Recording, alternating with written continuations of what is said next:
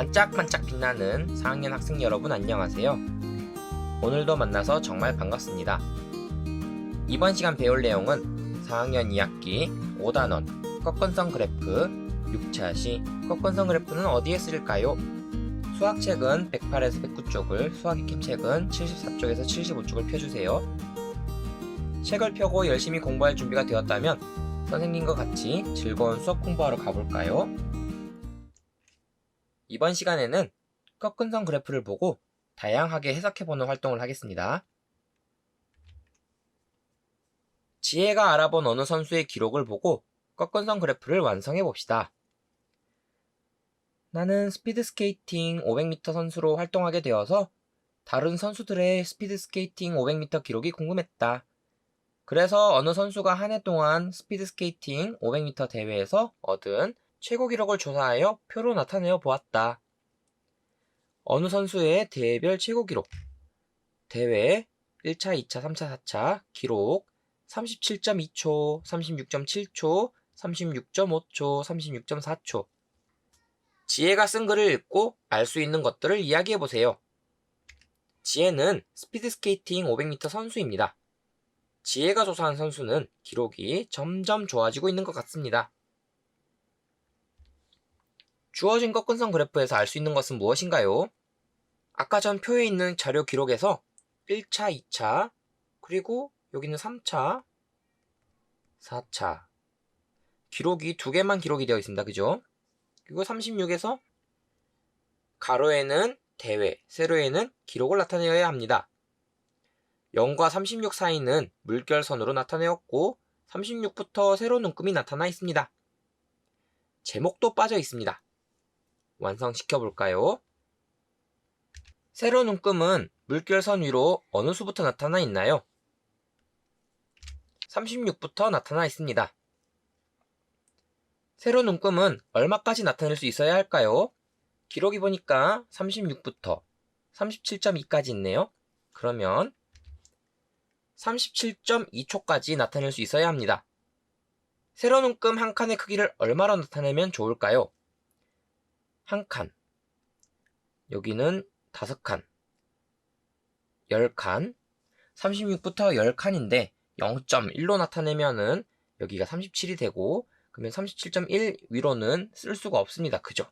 세로 눈금은 36부터 시작하고 37.2초가 가장 느린 기록인데 36.4초가 가장 빠른 기록입니다.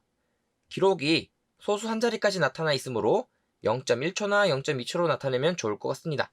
만약에 0.1초로 나타낸다면 여기가 36이 되면 안 되고 36.4 그렇게 고쳐야겠죠. 여기가 36.4면 37.4가 여기니까 37.2는 여기다 나타낼 수가 있겠습니다. 아까 전 기록을 가지고 꺾은선 그래프로 나타내 보겠습니다. 선생님은 작은 눈금 한 칸을 0.2로 나타내겠습니다. 가로는 대회 3차, 4차, 세로는 기록 여기가 36.2, 4, 6, 8, 37 여기는 38 첫 번째가 1차에서 37.2, 37.2 그리고 36.7, 36.5 그리고 36.4가 36.4 선분으로 그려주고요. 제목을 씁니다. 어느 선수의 대회별 최고 기록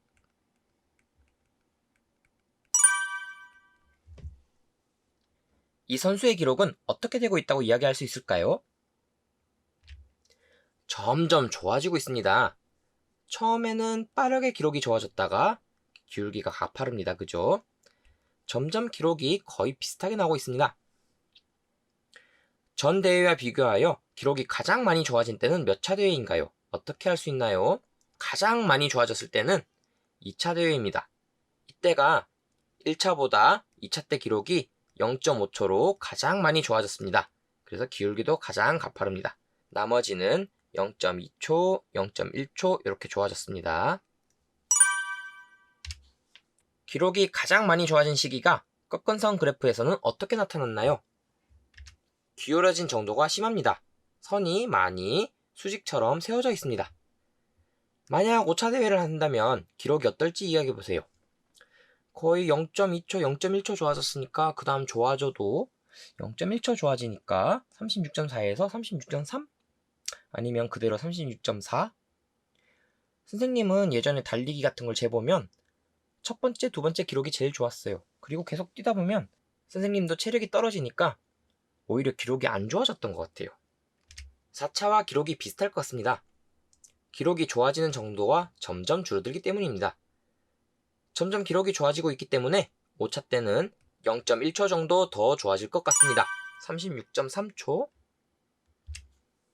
두 꺾은선 그래프를 비교하여 내용을 알아보겠습니다. 피겨스케이팅 선수의 프리스케이팅 기록을 나타낸 꺾은선 그래프입니다. 두 꺾은선 그래프를 보고 알 수 있는 내용으로 이야기를 만들어 봅시다. 기술 점수가 있고요. 프로그램 구성 요소 점수가 있습니다. 2013년에는 기술 점수가 높았어요. 프로그램 구성 요소 점수도 높았네요. 2014년에는 두 점수가 떨어졌어요. 그럼 합산 점수도 떨어졌겠죠. 2015년에는 기술 점수가 잠시 만회가 되는 듯 했으나 2013년보다 좋지는 않았고, 프로그램 구성 요소는 또 떨어졌어요. 2016년도에는 기술 점수가 가장 낮은 점수를 기록했고, 프로그램 구성 요소 점수는 2013년도보다 좋아졌습니다.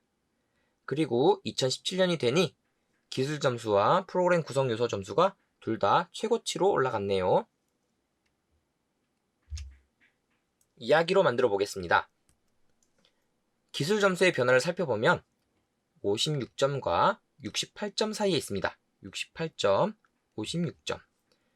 프로그램 구성 요소 점수의 변화를 살펴보면 전년과 비교하여 2014년에 가장 많이 떨어졌고 2016년에 가장 많이 올랐습니다.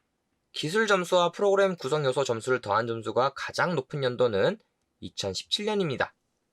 이것 말고도 기술 점수의 변화를 살펴보면 2017년에 가장 많이 올랐고요. 2014년에 가장 많이 떨어졌네요. 그리고 가장 좋지 않았던 연도는 2016년이고요. 2017년에 가장 좋은 점수를 받았습니다. 이렇게 그래프를 해석하고 있습니다. 우리 주변에서 꺾은선 그래프를 이용한 경우를 찾아보고 꺾은선 그래프에서 알 수 있는 내용을 이야기해 봅시다. 무엇을 조사했을까? 꺾은선 그래프를 보고 알 수 있는 내용은 무엇이 있을까? 선생님이 몇 개를 가져왔습니다. 무엇을 조사한 내용인가요? 고등교육기관.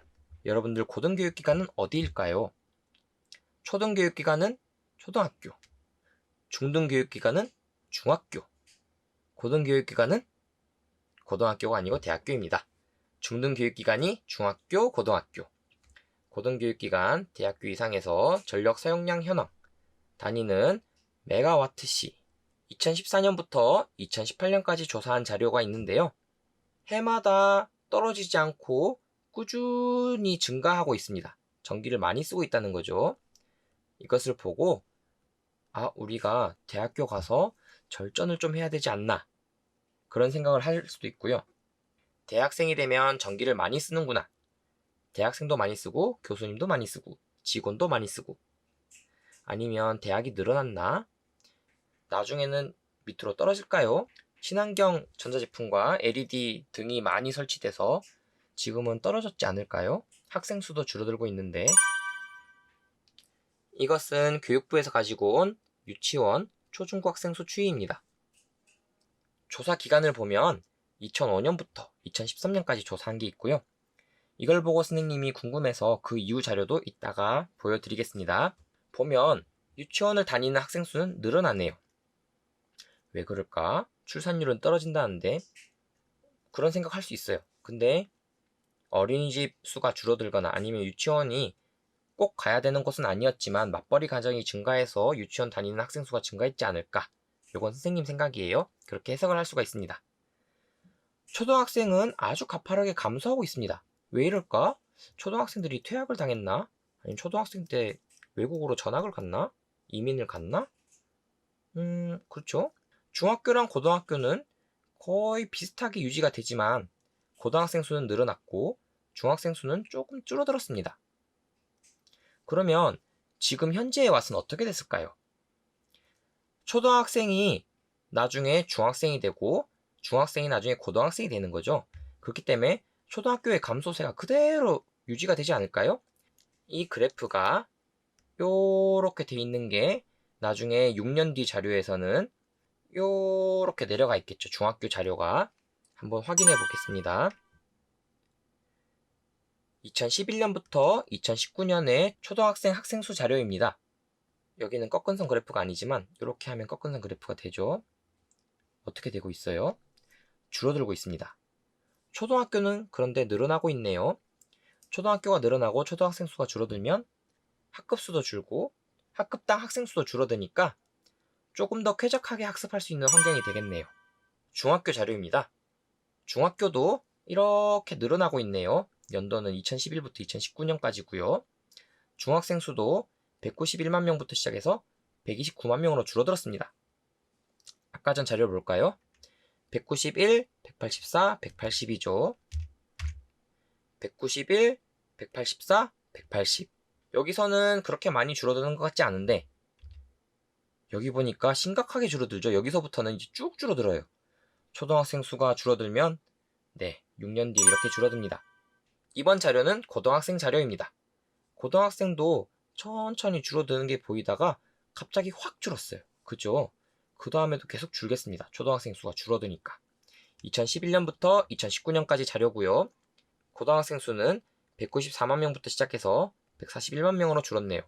많이 줄었죠. 눈에 보이죠? 고등학교도 이와는 반대로 고등학교 수가 계속 늘어났어요. 끝에는 조금 줄어들었네요. 이번 그래프는 연도별 인구 성장률 우리나라 총 인구수입니다. 인구수가 2011년에는 4,994만 명이었대요.